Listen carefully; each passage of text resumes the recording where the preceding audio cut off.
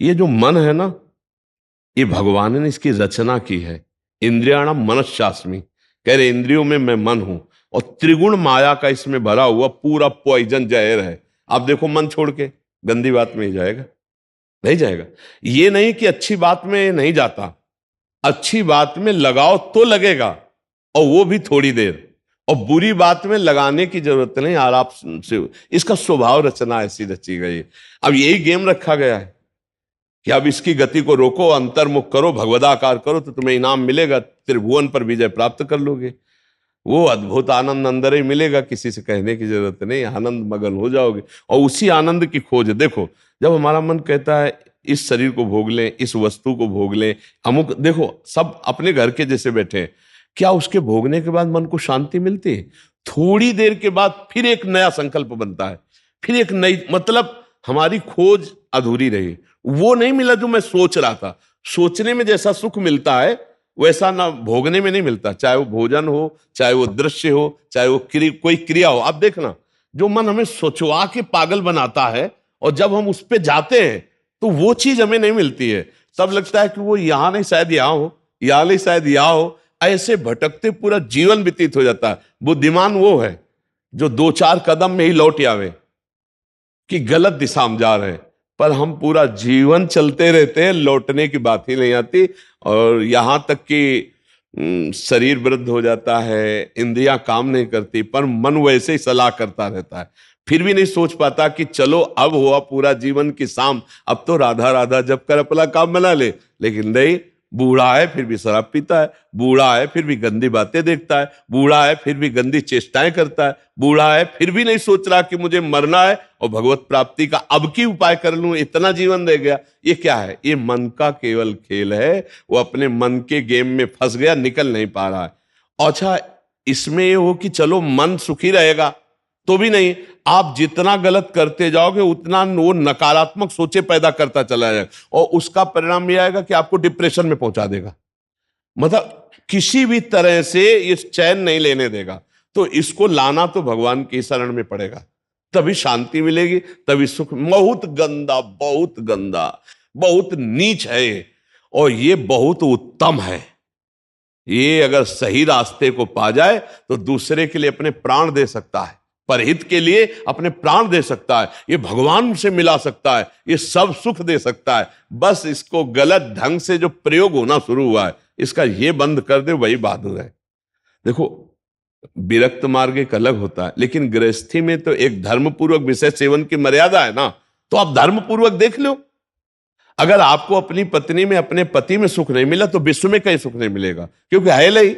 तो आपको सीमित हो जाना चाहिए ना, लेकिन ऐसा नहीं होता। हम धर्म विरुद्ध बढ़ते चले जाते हैं, जो हमारा पाप बनता जाता है और हम क्लेशित होते जाते हैं। इसलिए हमें लगता है बहुत अच्छे अभी सत्संग के प्रभाव पड़ रहे हैं, तो हम निकल चलें गंदी बातों से, हम निकल चलें इस माया के फसाव से।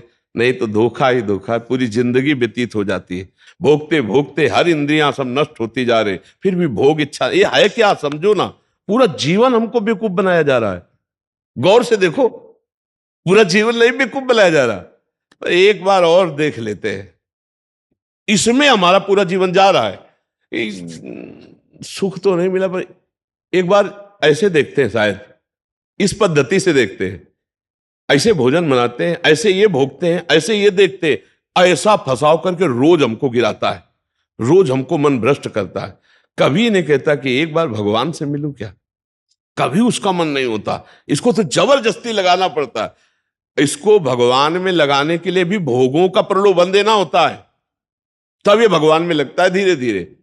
ये भोगी मन भगवान में भी लगने के लिए तैयार, तो भोग के लिए देखो, भगवान को मना लोगे ना तो बढ़िया व्यवस्था बन जाएगी, चक जो चाहोगे सब हो जाएगा, जो चाहेंगे भगवान दे दे। बहुत मन बेवकूफ बनाता है, इसलिए हमें लगता है मन की बेवकूफी से बचना चाहिए।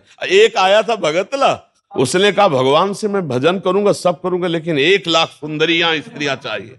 अब गजब का दिल है तेरा, गजब का दिल है यार। जिनके एक है ना, तो वो कभी कभी एकांत में ऐसे बैठ के बैठते हैं। तो इसीलिए मल की कहीं में मत रखो, बहुत बड़ा भूत है, ये परेशान कर देगा, नष्ट कर देगा। इसे सतमार्ग में लाओ, भगवत मार्ग में लाओ, तभी आनंद की। इसकी केवल चाल है, ये नहीं ये नहीं ये, वो है कहीं नहीं। पक्का समझ लीजिए। ये हमारे को भ्रम पैदा करता, कुछ नहीं, कुछ नहीं है। नाम जप करो, सत्संग करो, धर्म पूर्वक विषय भोगो, हम मना नहीं करते, एक उसे सीमा में रख के भोगो धर्म में, तो उससे क्या होगा, तुम्हें घृणा हो जाएगी। धर्म पूर्वक विषय भोगने से घृणा हो जाती है कि यार, और जो ये व्यसन करके और फिर इधर उधर मन, तो पाप के कारण बुद्धि ठीक निर्णय नहीं देती और बुढ़ापे तक पापाचरण, फिर दुर्गति को प्राप्त होते हैं। अभी समय है, अभी मन को समझा लो, मन को समझ, यही 5 भोग हैं, शब्द, स्पर्श, रूप, रस, गंध, इसी में मनुष्य फंसा है और इन्हीं भोगों से हमारी दुर्गति हो जाती है। बोलो अभी तक फाइनल में अगर बोला जाए तो अभी तक क्या है अपने पास, कोई अनुभव है क्या? बस एक ही है कि एक बार और चांस मिल जाए, बस किसी भी विषय का, मतलब किसी भी विषय का, मन में हर बार ये रहता कि अब की बार, लेकिन कभी अब की बार पूरी ही नहीं हुआ। तो इसको रोकना जरूरी है कि भजन, साधन, धर्म पूर्वक विषय सेवन और समाज की सेवा। कभी एक बार ऐसा करके देखना, कोई बूढ़ा ऐसा भूखा प्यासा फुटपाथ में पड़ा हो और उसको कभी अपने घर लाना, नहलाना, धुलाना, कपड़े पहनाना और भोजन पवाना, फिर वो जब तुम्हारी तरफ देखेगा तो तुम्हें जो सुख होगा वो जिंदगी में किसी भी भोग में नहीं मिला होगा। आप लिख लेना हमारी बात। कभी कोई बीमारी से तड़प रहा हो, किसी के सेवा का वहां कोई अवसर नहीं है और आप सेवा का अवसर देकर उसे आप स्वस्थ करो, आप अस्पताल ले जाओ, फिर जो आपको सुख मिलेगा हम आपको कैसे बताएं। वो भगवान का आशीर्वाद होता है। जब कोई बूढ़ा, कोई बीमार, कोई असहाय, और जब आप उसकी सहायता करते हो तो उसके हृदय से जो आशीर्वाद, वो सुख जो मिलता है। जैसे हम आपको एक दिन करके देखना, तुम अपना भोजन बढ़िया जो है, कोई ऐसे भूखे को खवा देना जो भूखा बैठा हो, और ऐसे जल्दी जल्दी, और आप देखो उसको पाते हुए, और उस दिन आप वो भोजन ना पाओ, उसे पवा दो, तो आपको जो सुख मिलेगा वो 56 प्रकार के भोग पाने में भी कभी सुख नहीं मिला होगा। वो सुख परहित करने से, दूसरे को सुख पहुंचाने से जो हृदय शीतल होता है वो कभी किसी से नहीं होता। इसलिए मानव जीवन के लिए मन को थोड़ा विरुद्ध जो चलने वाला है उसके विरुद्ध आप बनो, उसे सतमार्ग में लगाओ। अब देखो आजकल ऐसी बुद्धि बिगड़ गई कि अपने पूज्य माता पिता को ही बच्चे दुख दे रहे हैं, डंडा थप्पड़ मारना। क्या यार, आज के जवान अपने माता पिता के साथ ऐसा व्यवहार करते हैं। अगर थोड़ा भी अध्यात्म से जुड़े होते तो मुझे लगता है शायद ऐसा नहीं करते, नहीं ना। धर्म से जुड़े होते, अध्यात्म से जुड़े होते, ऐसे माता पिता तो भगवान होते हैं। उनकी आंखें नहीं, उनको नहलाओ धुलाओ, किसी मंदिर जाने की और जरूरत नहीं, उनको भोग लगाओ, उनको पवाओ, उनका जो आशीर्वाद है लोक परलोक तुम्हारा सब बना देगा। लेकिन जब अध्यात्म से नहीं जुड़े तो लगता है कौन इनको, तो ये क्या है, ये है मन का वो पापी मन। देखो कैसे पाप कराता है, कैसे निगेटिव चलाता है कि अब ऐसे पुत्रों की क्या दुर्गति होगी। तो कभी अगर ऐसा अवसर किसी को मिले कि कोई फुटपाथ में ऐसे तड़प रहा हो, तो आपको जरूर लगेगा कि काहे को बोझा ले, लेकिन आप उसका अगर बोझा ले लिए तो भगवान तुम्हारा बोझा ले लेंगे।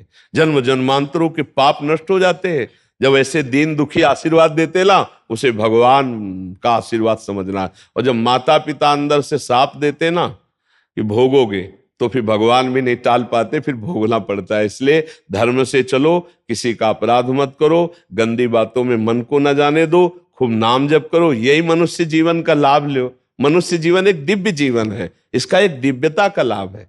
यार देखो, अगर हम ना चाहे तो पूरी बाजार से निकल जाए कोई सामान, दुकान की आके हमारी लिपट थोड़ी जाती है। हम जहाँ खड़े होंगे, जहाँ खरीदेंगे, वही जो वस्तु हमें मिलेगी। तो अगर हम निश्चय कर लिया कि मुझे मांस नहीं खाना, मुझे शराब नहीं पीना, मुझे पराई माता बहनों की तरफ गंदी दृष्टि नहीं करनी, तो मुझे कौन गिरा देगा? आप सोचो, हमारे निश्चय में कमजोरी, तभी हम डरते हैं कि कहीं गिर ना जाए। ऐसे कैसे? हाँ, कुछ कमियां ऐसी होती हैं जिससे अहंकार का नाश किया जाता है। जैसे आवाज आता है ना कि हम जितेंद्री, हम ऐसे हम ऐसे, और भगवान को अहंकार पसंद नहीं तो छोड़ देते हैं। देखो जितेंद्रियता करके, तब जब रोता है कि प्रभु मैं तो नीच किसी काबिल नहीं, तब भगवान फिर उठा लेते हैं। नाम जब करो तब मजबूत ब्रेक लग जाएगी। कोई कैसे गिरा सकता है? कैसे गिरा सकता है? नहीं गिरा सकता। बात मान ली, बस हो गया, हो गया। बात मानने से होता है। देखो, हमारी बात ना मानो, कंठी बंधवा लो, तिलक लगा लो, सब कर लो, कल्याण नहीं होगा। हमारी बात मान लो, कल्याण हो जाएगा। बात मानने का चेला होता है ये कोई सांसारिक थोड़ी कि भैया जैसे सांसारिक संबंध होते हैं ऐसे गुरु शिष्य का संबंध आज्ञा पालन से होता है। गलत नहीं करूंगा, जैसा कहोगे वैसा चलूंगा।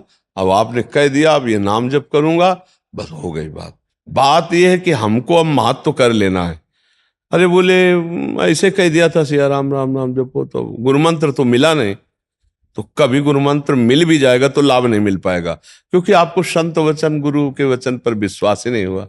गुरु के वचन प्रतीति न जेहि, फिर स्वप्न में भी लाभ नहीं मिल। मान लिया हो गया हमारा सब कुछ, अब हम राम राम जप करेंगे, अच्छे आचरण से चलेंगे तो यही नाम आपको बल दे देगा। जो आप कहते हो ना कि ऐसा बल कैसे आए, इसी नाम से आता है बल।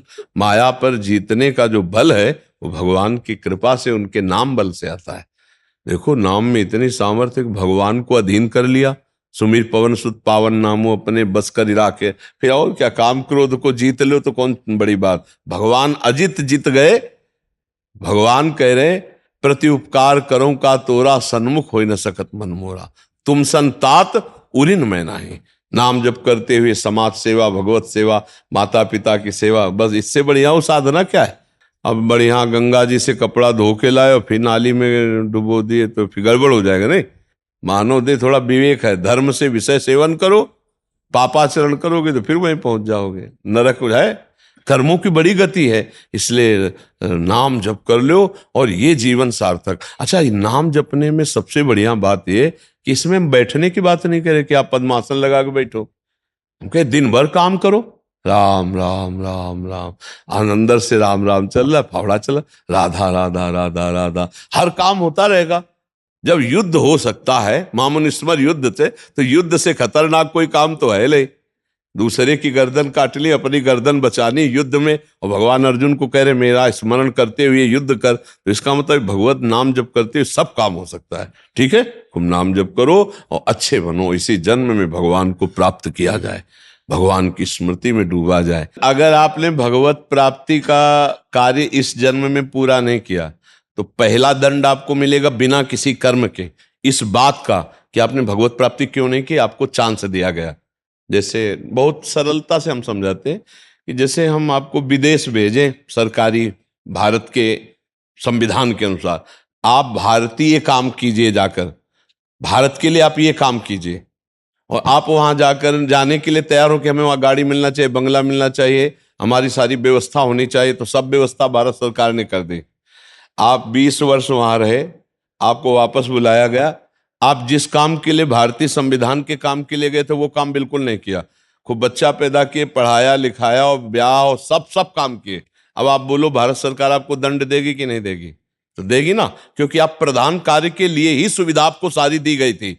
तो मानव देह केवल संस्कृति मांझ बरियाई के पायो, जो मानुष देह वृथा कत डारत। संस्कृति के चक्र को रोककर भगवान ने कबहू करि करुणा नर देहि, देत ईश बिनु हेतु सनेहि। बिना किसी कर्म के अहेतु की कृपा करके आपको मानव दे दी कि जाओ नर्तन कर फल विषय न भाई, भजी राम सब काम बिहाई। साधन धाम मोक्ष कर द्वारा, पाई न जे परलोक संभारा। सो परत न दुख पावई, सिर धुनि धुनि पछताए। काले कर्मय ईश्वर मिथ्या दोष लगाए। तो भाई का हमारा भाग्य नहीं था, हमारा भाग्य से भजन नहीं होता, भजन से भाग्य बनाएंगे हम। भजन से हम पूर्व कर्मों को मिटाएंगे, भजन से हम भगवत प्राप्ति करेंगे। जो न तरय भवसागर, असमाज नर पाए। स्वति निंदक मंदमति, आत्महनन गति जाए। वो आत्महत्यारे की गति को प्राप्त होता है केवल इस बात के लिए कि तुम्हें मनुष्य शरीर मिला, सारी सुविधाएं दी गई, लेकिन तुमने अपना काम नहीं बनाया। 83,99,999 योनियों में कोई एक भी ऐसी योनि नहीं जिससे हम भगवत प्राप्ति कर सकते। केवल ये मानव देह थी, और उसको तुमने विषय सेवन में प्रपंच में नष्ट किया। तुम विशेष दंड के पात्र हो। कृपा हुई और तुमने उस कृपा को ठुकराया। अब भोगो अन्य योनियों में। अब पता नहीं फिर किस कल्प में भगवान की कृपा होगी और मुझे मनुष्य शरीर में। इसलिए मुझे इस जन्म में भगवत प्राप्ति करनी ही करनी है, इस पे हमें छूट नहीं रखनी। अब भगवत प्राप्ति किसे कहते हैं समझना तो पड़ेगा ना, कि भगवत प्राप्ति किसे कहते हैं। मोक्ष को तो समझे, तो मोक्ष ऐसे थोड़ी होता, उसके लिए साधना बहुत कठिन साधना है। स्थूल सूक्ष्म कारण तीनों शरीरों का राग त्याग करके स्मृति उसकी, इसकी स्मृति का भी त्याग हो जाए, तब वो अपने स्वरूप में स्थित होता है। बड़ा कठिन। ज्ञान के पंथ कृपान के धारा, और परत खगेश लगे निवारा। अब इसको सरल सहज भाव में ले लो। जिसकी अखंड स्मृति भगवान की होती है वही मुक्त पुरुष है और वही भगवत प्राप्त पुरुष है। हर समय तुम्हारी याद में भगवान का नाम चलता रहे। राम कृष्ण हरि जो नाम प्रियो, अपने तो वृंदावनवासी राधा राधा रटते। हर समय नाम चिंतन करते रहो। तुम मोक्ष चाहोगे तो मोक्ष मिल जाएगा, भगवत प्राप्ति चाहोगे तो भगवत प्राप्ति हो जाएगी। भगवत प्राप्ति का मतलब होता है भगवान को जिस भाव से, स्वामी भाव, सखा भाव, जिस भाव से वो प्राप्त हो जाए। और अच्छा, इसमें है कि गिरने का भय नहीं।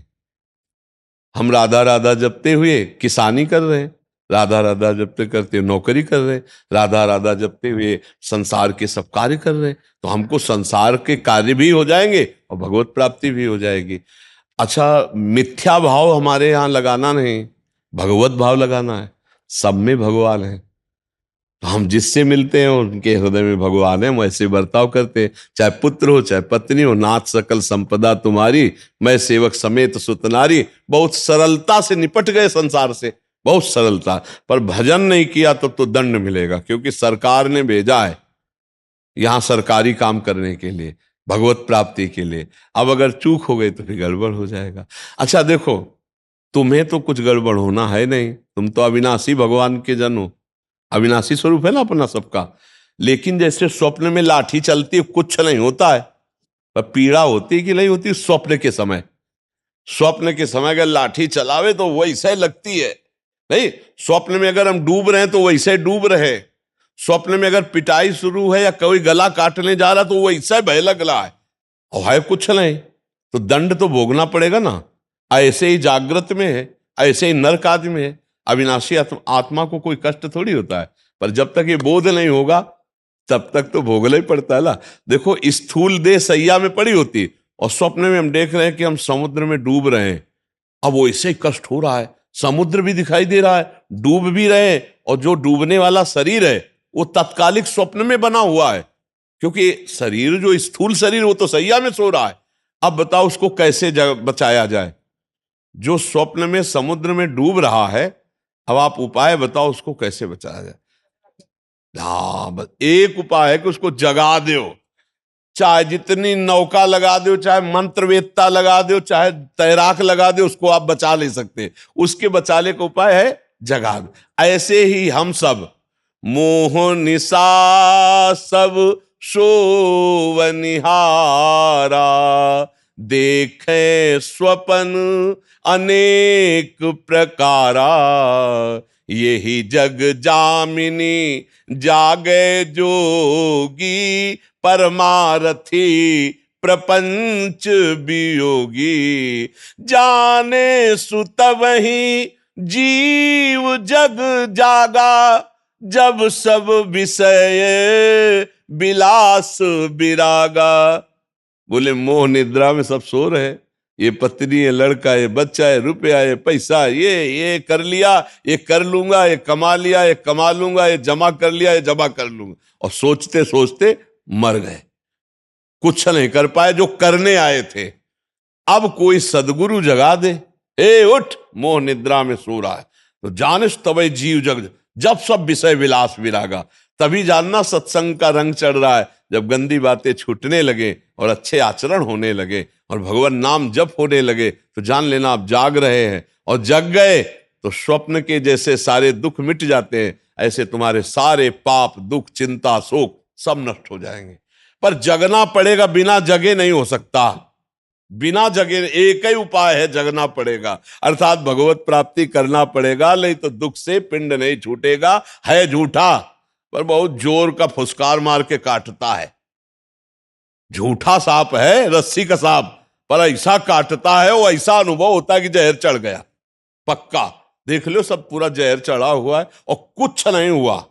आत्म तत्व को ना कभी फर्क पड़ा था, ना पड़ रहा है और ना पड़ेगा। पर भैया ये स्वप्न है, बड़ा दीर्घ स्वप्न है, इससे जगो, उमा कहूं मैं अनुभव अपना, और सत हरि भजल, और जगत सब सपने में हो। ना कोई माता था, ना कोई पिता था, ना है और ना रहेगा। ऐसे ये रूप एक दिन नहीं दिखाई देगा, लाख उपाय कर लेना, मिट्टी में मिल जाएगा, खत्म खेल। ना पहले था ना बाद में रहेगा, बीच में प्रवचन कर रहा है, इसका क्या भरोसा। स्वाप्निक है ये स्वाप्निक है।